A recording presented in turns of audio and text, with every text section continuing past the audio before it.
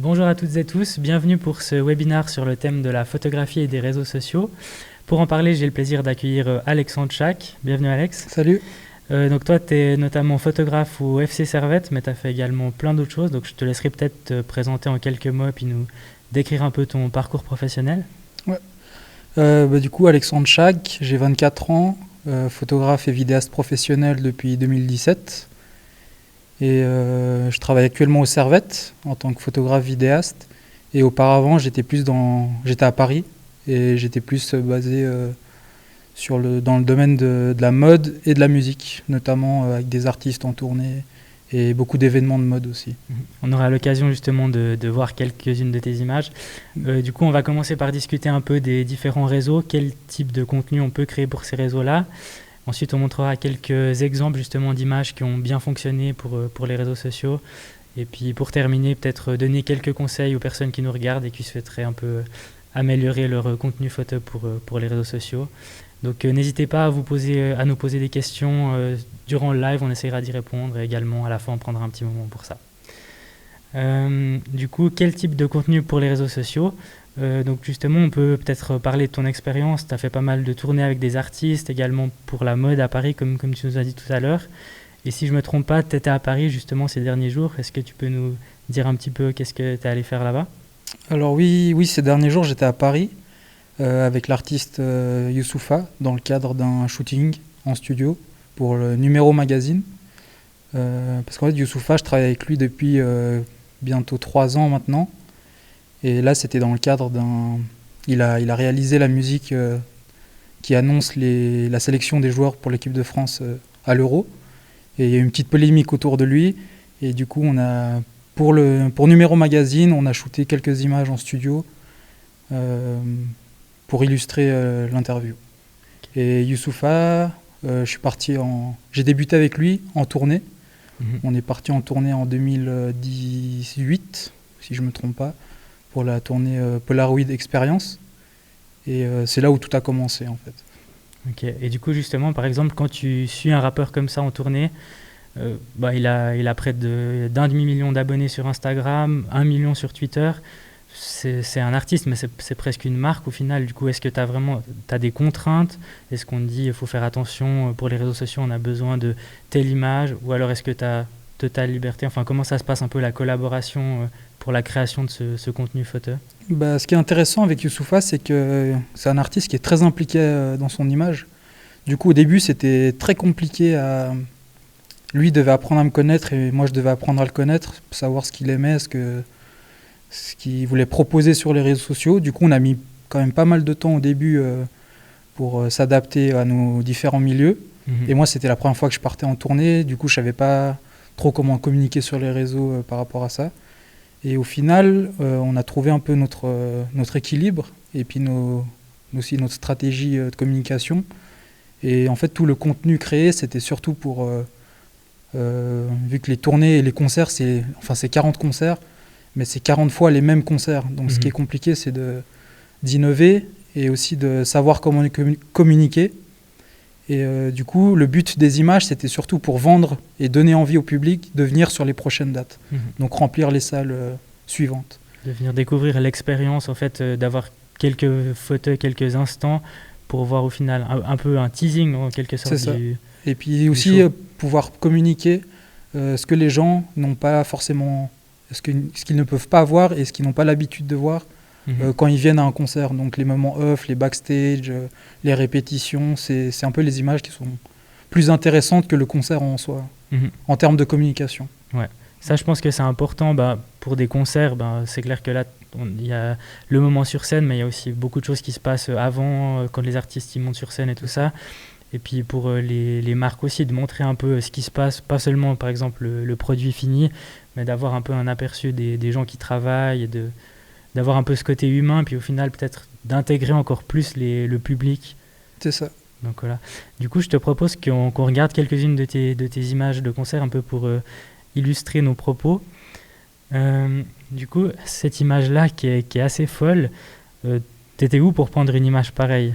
Je crois que si je devais choisir... disons, elle rentre dans le top 5 de mes photos préférées en concert. C'était, je me souviens plus où c'était en tournée de festival. J'étais en tournée avec le groupe de Bink, un groupe de reggae français. Et ce moment-là, en fait, j'étais sur scène à ce moment-là et je shootais du coup les artistes comme tous les soirs. Et à un moment, je me souviens, je shootais le batteur du groupe et je me retourne. Lui, c'était un des chanteurs. Et je me retourne et je vois qu'il n'y a plus le chanteur. Je le cherche. Et d'un coup, on commence tous à me montrer du doigt où il était. Et en fait, il était sur le public. Du coup, j'ai pas hésité. Je suis allé en plein milieu de la scène pour pouvoir capturer. C'était sur 25 dates de festival. C'est la première fois qu'il sautait dans le public. Et du coup, c'était vraiment l'image à avoir. Et en sortant, je savais que j'avais une de mes images favorites au milieu de... Je crois qu'il y avait 10 000 spectateurs. Et puis voilà, c'est ce genre de moment que j'aime capturer en concert, des moments vraiment uniques et qui ne se reproduisent jamais. Et ça, c'est vraiment des moments qui donnent aussi d'un point de vue du public. Si par exemple, j'étais pas à ce concert et que je vois cette image-là dans mon feed Instagram, je me dis, ah ben, ça donne envie d'aller au prochain, quoi. Ouais, c'est ça. Donc c'est aussi ce côté, pour attirer les gens, ça montre le moment pour les gens qui étaient et tout. Ils se disent, ça c'était fantastique.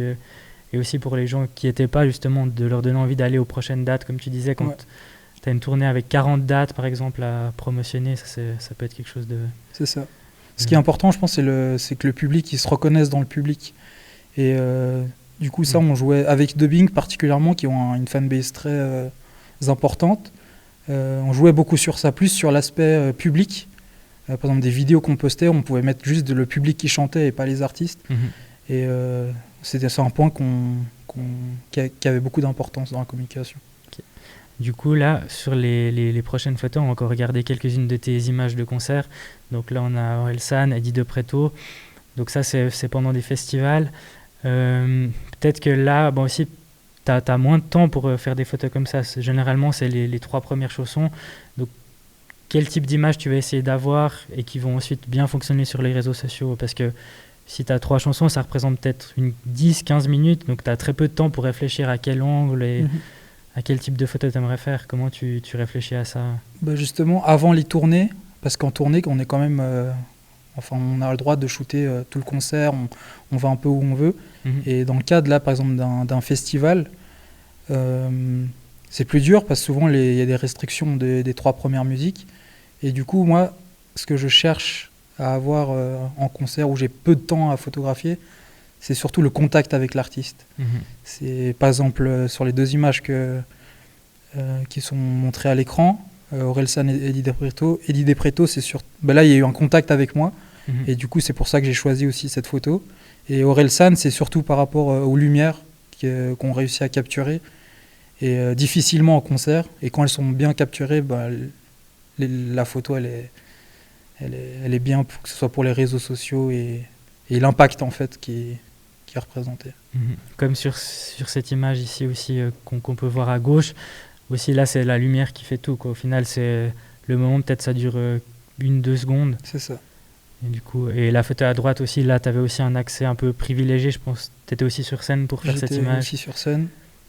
Et dans ces moments-là, du coup, la lumière, elle est très importante. En fait, la lumière, faut savoir que la lumière, c'est ce qui fait une photo, presque. Si on a une très bonne lumière, ce qui est presque assez facile d'avoir une bonne photo, alors qu'inversement, c'est plus compliqué. Et l'image à droite, c'était festival aussi, où je suis sur scène, et puis on voit la masse de public devant DJ Mist. C'est les moments que j'aime bien capturer aussi. Ouais, c'est spectaculaire. Et du coup, tu disais justement, c'est un peu évident d'avoir ces moments un peu intimistes avec l'artiste. Par contre, justement, quand tu es en tournée, par exemple avec Youssoupha, ou bien dans des concerts dans des plus petites salles ou des choses un peu plus intimistes, c'est plus évident d'avoir... on peut regarder peut-être un exemple d'un portrait de Youssoupha. Donc, aussi là, je pense que tu as ce rapport avec l'artiste et du coup, c'est aussi plus facile de créer du contenu qui va plaire aux gens et à l'artiste, tout simplement. C'est ça. Cette photo, c'est la photo de Youssoupha qu'on a faite il y a quelques jours à Paris. D'accord. Pour le magazine Numéro. Et oui, avec Youssoupha, maintenant, dans les événements et les concerts, il m'a presque oublié, en fait. Du coup, je peux avoir vraiment des moments, que ce soit en loge, que ce soit en répétition, il sait même plus que je suis là. Du coup, je peux avoir des moments vraiment très forts, Hyper authentique aussi. hyper authentiques, Pas de mise en intenses scène. et qui reflètent la personne qu'il est. Parce que j'ai vraiment beaucoup appris avec lui en tant que professionnellement, mais aussi humainement. Et c'est aussi grâce à ces moments très forts. Magnifique. Et il y a aussi, pour Youssoupha, on a réalisé un court documentaire sur la conception de son album. Et là aussi, la direction artistique faisait que j'étais là, mais sans être là, vraiment dans l'intimité de l'artiste. Et c'est ça que les gens aiment voir, en fait. Du coup, là, on a parlé pas mal de photos, concerts. Si on parle un peu plus d'Instagram, c'est vraiment le réseau social photo. En 2020, Instagram comptait plus d'1 milliard d'utilisateurs actifs mensuellement. Du coup, c'est assez énorme. Il y a un flot continu d'images qui arrive tout le temps.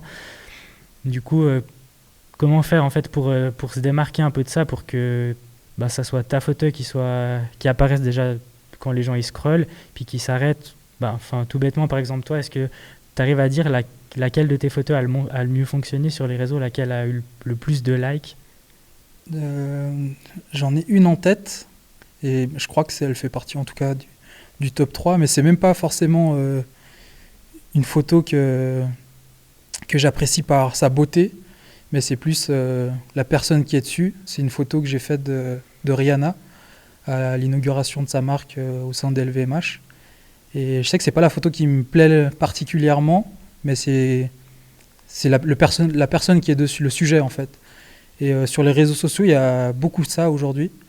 Par exemple, je sais que moi j'ai eu pas mal de mandats photographiques où en fait les gens ne savent même pas forcément ce que je fais en photo, mais ils voient dans mon feed d'Instagram qu'il y a telle personnalité que j'ai déjà shooté, donc ils pensent que je suis un photographe, un grand photographe qui a shooté tel ou un tel, alors qu'au final c'était un événement où j'ai croisé la personne pendant peut-être 30 secondes. Mais disons sur les réseaux sociaux, c'est quelque chose que je peux mettre en avant et qui me sert au final pour décrocher certains contrats. Ouais. Et je pense que ça a aussi de l'impact d'être identifié par exemple par des autres comptes ou d'avoir des photos qui sont repartagées. Donc c'est pour ça que ça peut être bien aussi de mettre des hashtags, vraiment de faire un petit peu de recherche pour avoir des hashtags vraiment assez ciblés, et comme ça peut parler à un public. Et le fait d'être repartagé par des comptes, comme tu dis, ou d'avoir des personnalités en fait en photo, ça peut être pas mal aussi du point de vue d'un photographe pour se faire connaître. Ouais, c'est ça. Du coup, cette photo, elle était pensée spécialement pour les réseaux sociaux quand tu l'as faite, au niveau du cadrage, du format, tout ça, ou pas forcément? Du tout. En fait, cette photo de Rihanna, on l'a fait... Vraiment, on n'avait pas beaucoup de temps. On était 4 photographes. On n'avait pas beaucoup de temps. Du coup, c'était un maximum de shoot et on regarde après de ce qu'on en fait. Moi, je savais déjà que j'allais distribuer en digital. Donc, il n'y avait pas un format exigé avant. Mais après, si j'anticipais quand même l'aspect, si c'était sur Instagram ou... Après, dans les différents milieux dans lesquels je travaille, que ce soit dans la mode, dans le sport ou dans la musique, les demandes, elles sont différentes. Et du coup, on s'adapte, que ce soit pour une story, que ce soit pour... par exemple, là, avec le Servette, on sait qu'on poste toujours en format précis, c'est le 4/5e. Et du coup, je sais comment je cadre, j'anticipe. Mais c'est les demandes différentes dans chaque milieu, chaque commande photographique. Okay. Donc c'est vraiment important, par exemple, si on est une entreprise ou quelqu'un qui souhaite mandater un photographe, de ne pas juste lui dire qu'on aimerait avoir ça en photo, mais de lui dire précisément dans quel format et le but, en fait, où ces photos vont être publiées. Par exemple, si, je sais pas, c'est pour une miniature d'une vidéo sur YouTube, de penser qu'il y a peut-être du texte qui va venir par-dessus, du coup qu'il faut laisser plus d'espace d'un côté. Bien ouais, si c'est en story, c'est pas du tout le même. Ouais, c'est toujours bien de savoir. C'est toujours bien de savoir avant, de partir sur le terrain. Par exemple, avec l'arrivée de TikTok ou des formats téléphone portable, on va dire, c'est toujours mieux de savoir avant pour qu'on puisse anticiper, nous, en tant que photographe, qu'il y a ces formats-là à envisager. Par exemple, si on nous demande une photo d'équipe pour une story Instagram, on sait qu'il va falloir quand même ça va être plus compliqué que si on faisait juste une photo d'équipe classique, par exemple. C'est vraiment une discussion à avoir en amont entre le photographe et la personne qui prends la commande, entre guillemets. C'est ça. Et du coup, un petit peu pour continuer dans ce thème-là, l'importance du feed sur Instagram. Toi, comment tu vois la chose? Est-ce que tu essayes d'avoir des photos toutes la même couleur, ou comment tu appréhendes un petit peu ça par rapport à ton feed Instagram? Bah, disons qu'au début, le feed Instagram, ça m'a permis de développer mon identité photographique en termes d'editing. J'ai appris et j'ai compris l'importance d'éditer ses photos. Et le feed Instagram, il m'a poussé à uniformiser un peu mes photos.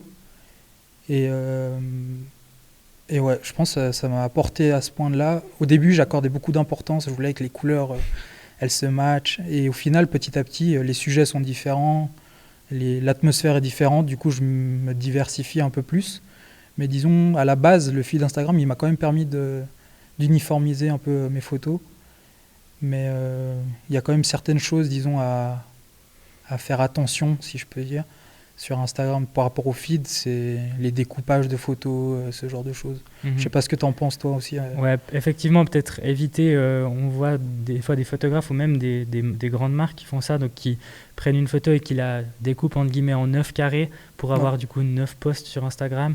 Après, quand on clique sur le compte, ça fait un effet joli et tout, mais une fois qu'on voit ça, quand on défile les photos, justement, pas dans le feed, pas dans le feed, pardon, dans le fil d'actualité, bah, on a une photo et on comprend pas forcément ce que c'est. Si c'est un bout d'une image, ça n'a pas forcément de sens, alors qu'une photo bien éditée, entière, ça a plus d'impact. Et puis après, on se dit, ah, elle est dingue cette photo, je vais aller cliquer sur le profil pour voir ce qu'il y a d'autre. Et puis, comme ça, après, il y a peut-être des alternatives.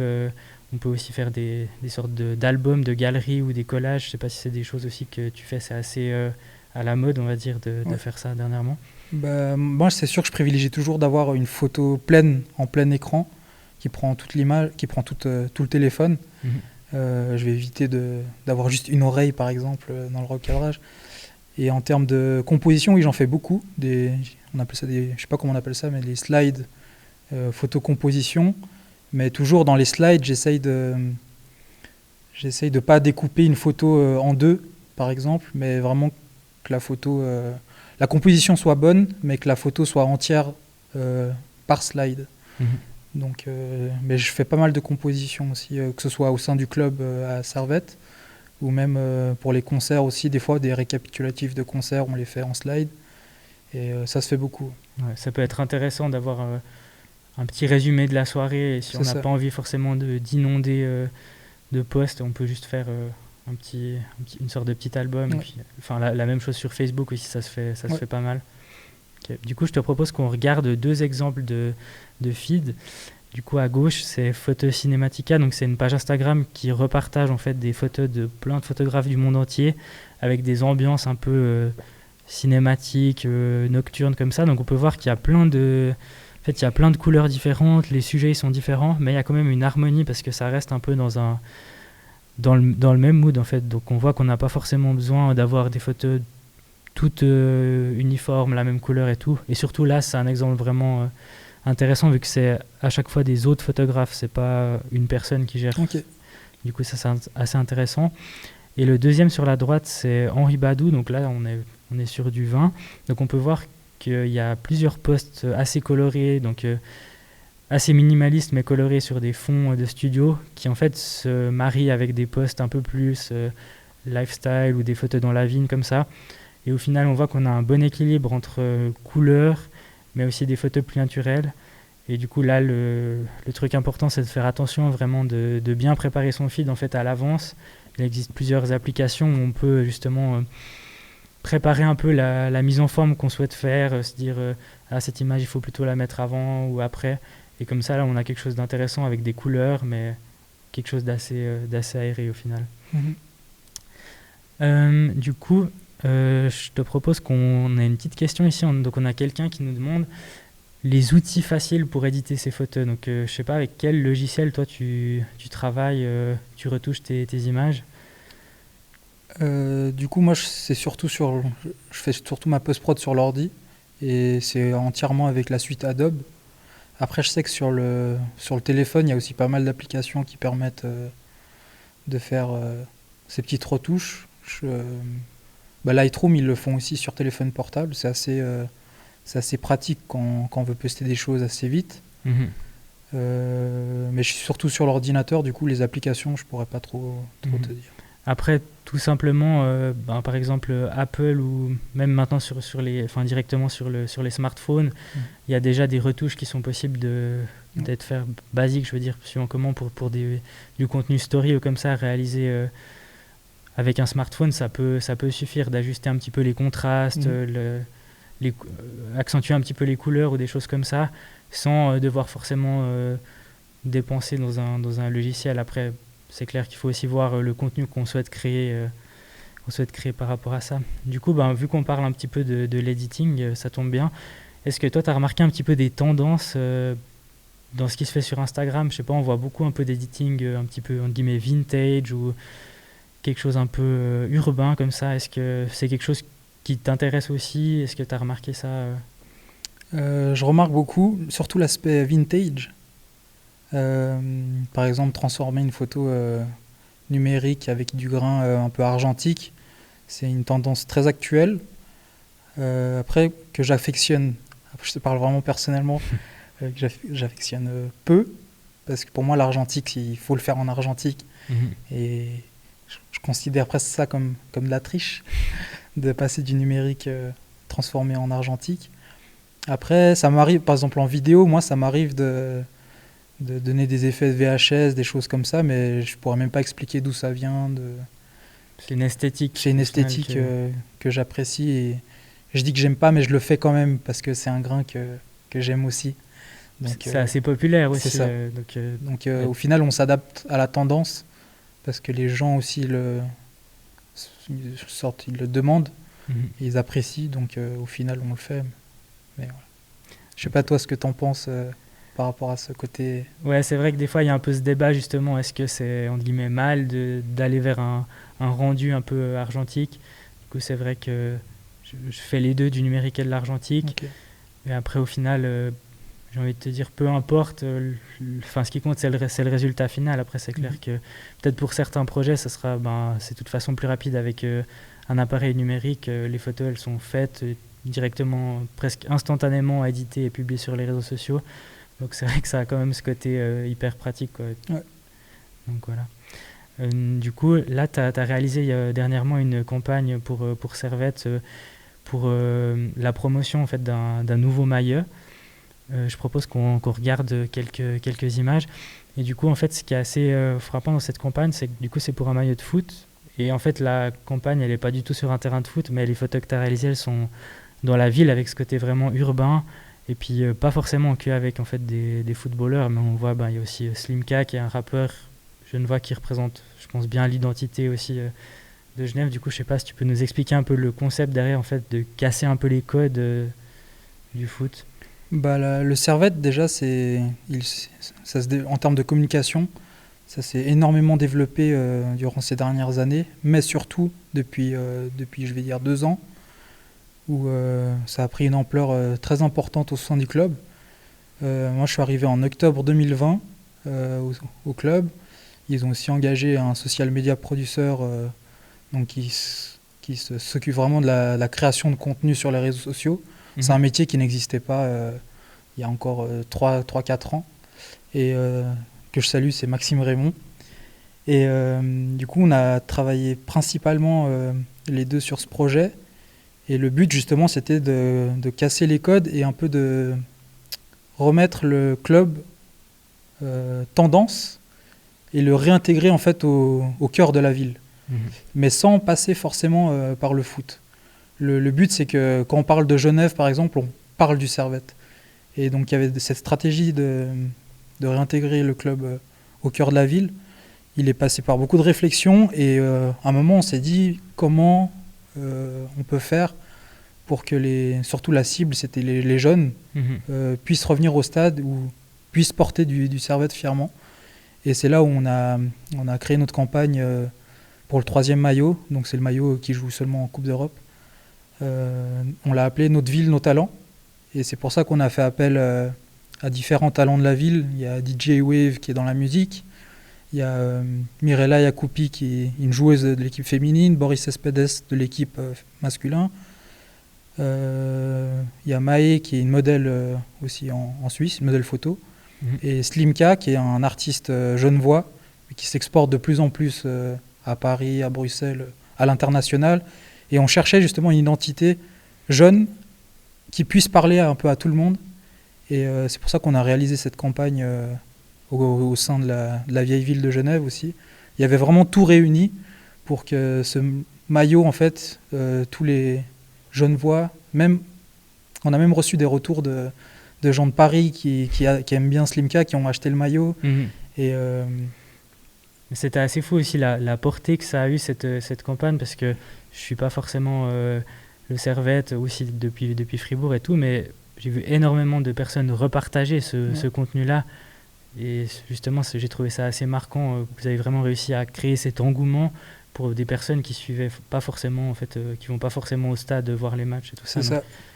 Il y a vraiment un concept en fait qui a été pensé aussi pour faire un peu un raz-de-marée sur les réseaux sociaux, avec aussi chaque personnalité, j'imagine, qui a repartagé en story sur ses comptes et tout, et du coup ça a attiré un peu des gens de plein de milieux qui n'auraient pas forcément acheté le maillot comme ça à la base. Bah, la preuve, c'est que ce maillot, je ne sais même pas si j'ai le droit d'en parler, mais ce maillot, il a été, en termes de vente, il a été vendu plus que le maillot à domicile et l'extérieur des 2 saisons dernières accumulées.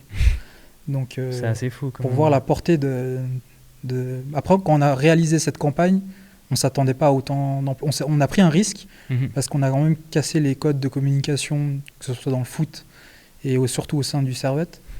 Et c'est une stratégie au final qui a fonctionné. Et du coup, vu que ça a fonctionné, durant toute l'année, on a développé ce slogan de notre ville, nos talents, en mettant en avant les artistes de la ville.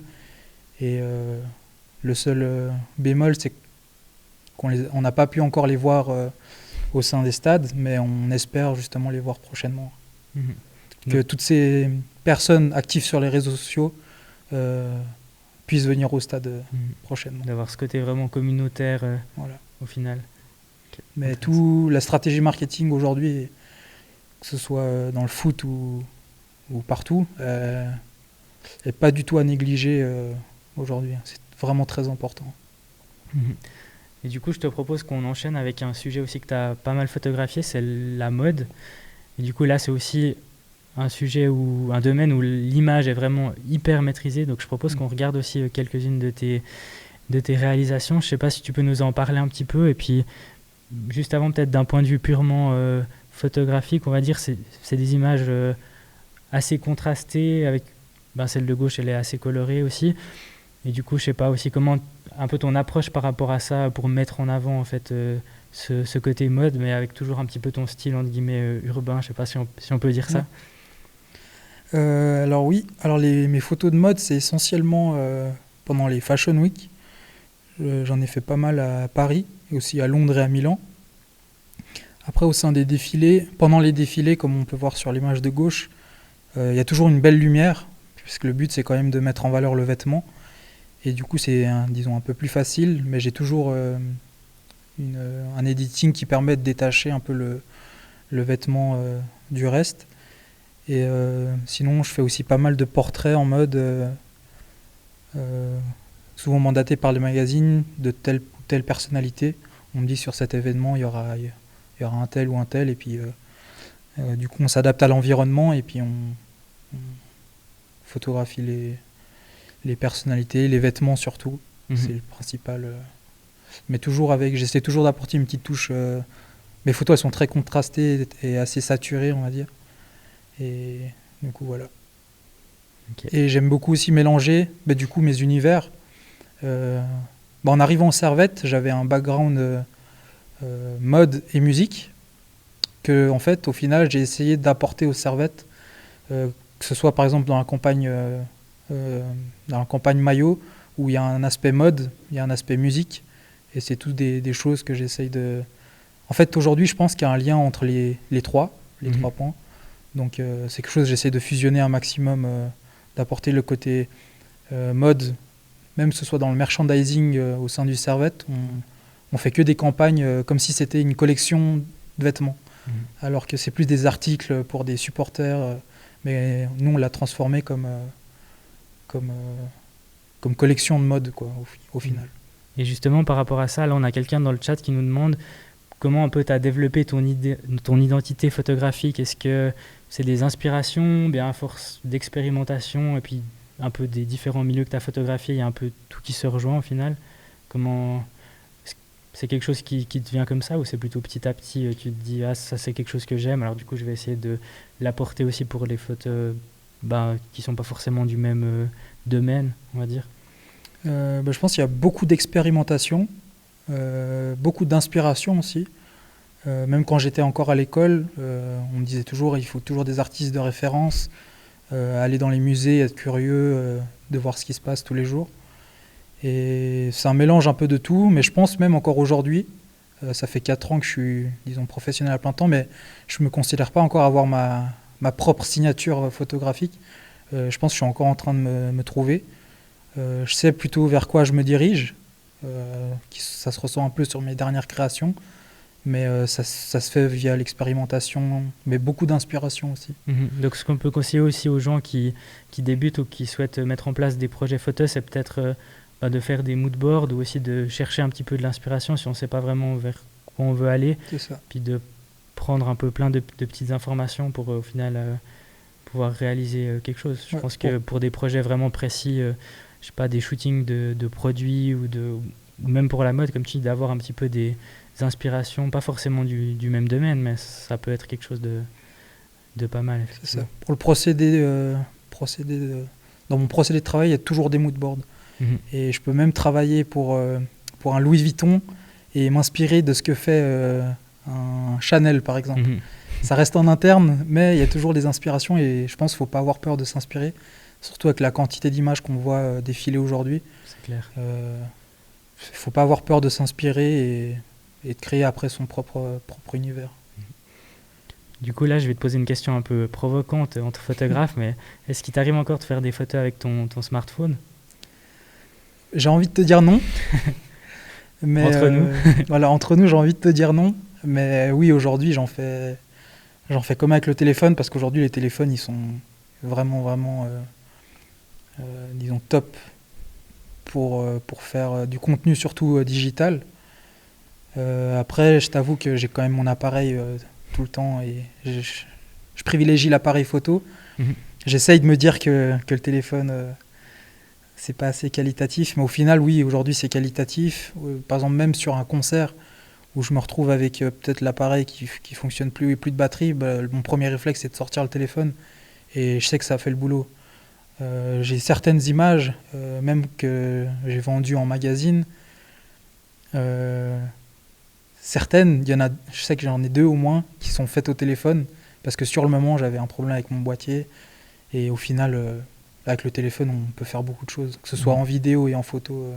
Après, je pense que ça dépend aussi vraiment des domaines qu'on photographie. Et là, on peut voir aussi peut-être quelques exemples. Donc, par exemple, pour la photo sportive, ça, c'est des photos qu'on n'aurait pas pu réaliser avec un téléphone, parce que y a de l'action, le sujet, il n'est pas forcément tout prêt. Et puis, les conditions de lumière aussi, comme tu disais au début, justement, c'est hyper important d'avoir une bonne lumière pour la photo. Et du coup... là, si on a un smartphone et tout, ça va être compliqué. Il y aura peut-être du flou de mouvement, du flou de bouger, et puis on ne pourra pas forcément zoomer, donc ça sera moins qualitatif.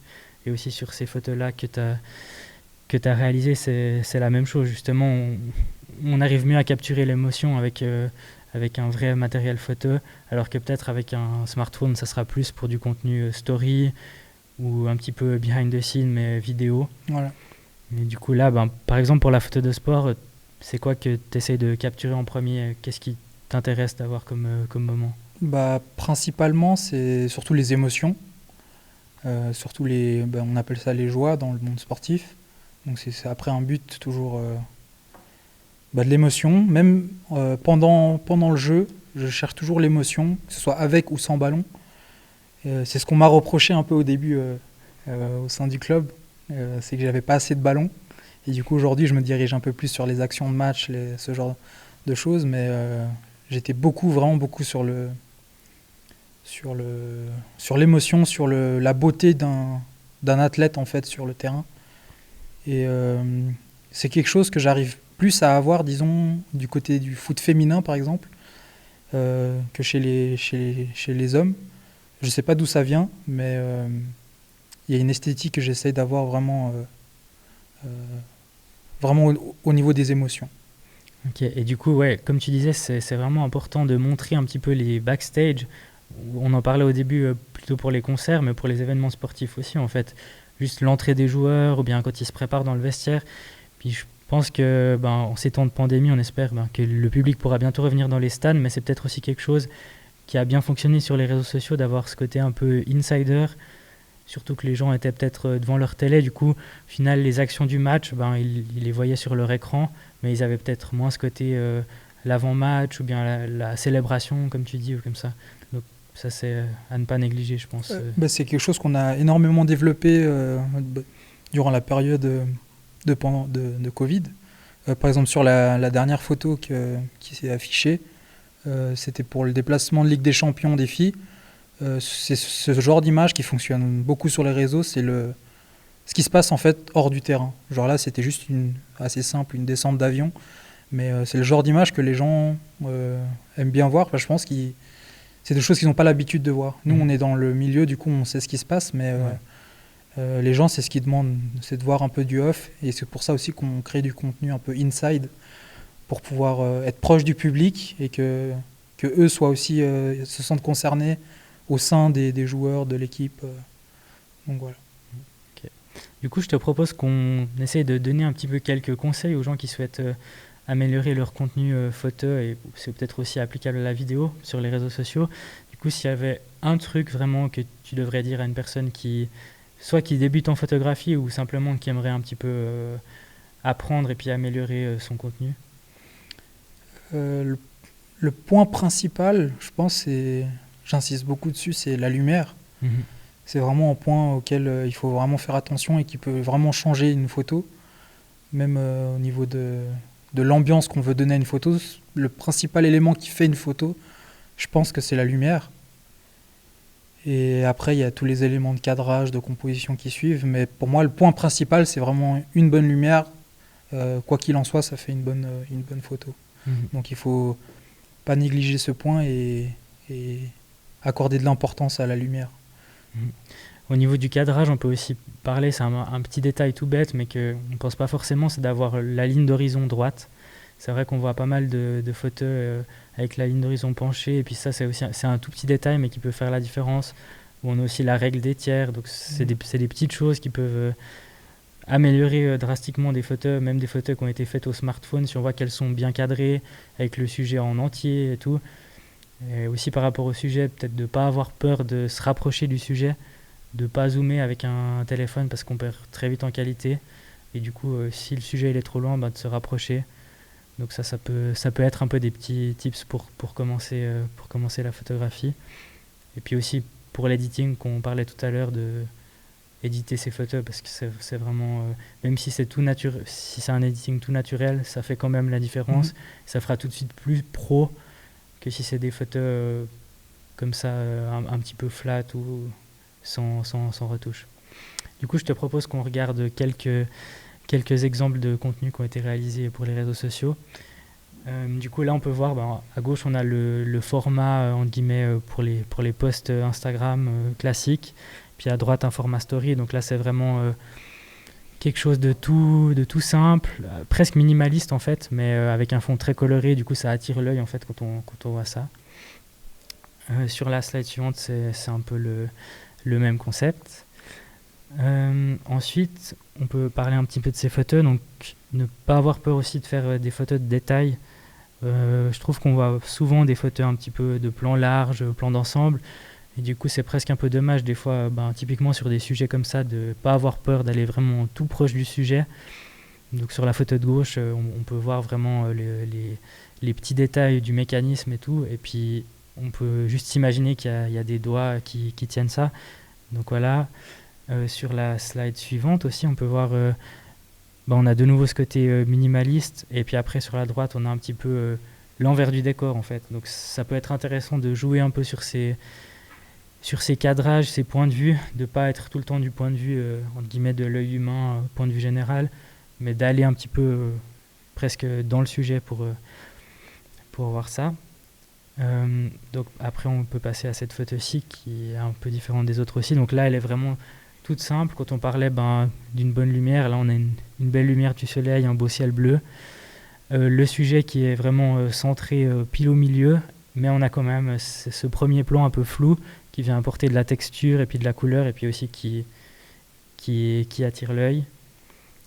Après, au niveau des portraits, toi, tu fais aussi pas mal de portraits. Je sais pas si tu as des conseils un petit peu pour les portraits. Est-ce que tu procèdes toujours de la même façon avec les personnes que tu prends en photo pour les faire poser ou comment tu... Je fais énormément de portraits et essentiellement, le premier point que j'aborde, c'est la lumière. Je reviendrai toujours sur ça. Mais même quand on est dans des cadres, dans un événement, la première chose que je fais, en sachant que je dois faire un portrait, c'est de diriger mon sujet vers une bonne lumière. C'est vraiment un des conseils qui me vient maintenant à l'esprit. Et en studio aussi, quand tu peux, entre guillemets, modeler toi-même les lumières, de faire des tests et puis... Toujours faire des tests. Aussi, il y a beaucoup de tutoriels qu'on peut suivre qu'on peut trouver sur Internet pour la gestion de lumière. Et puis voilà. Mais j'insiste beaucoup, moi, c'est sur la lumière surtout, dans le cadre de la photo. Ok. Et du coup, là, sur cette photo qu'on peut voir, donc là, je sais pas si tu peux nous en parler un peu parce que là, je pense qu'il y a tout un concept derrière. C'est une cover, si je me trompe pas, pour un single. Donc là, c'était un peu une consécration de mon travail, dans le sens où ça faisait 3 ans que je travaillais avec Youssoupha.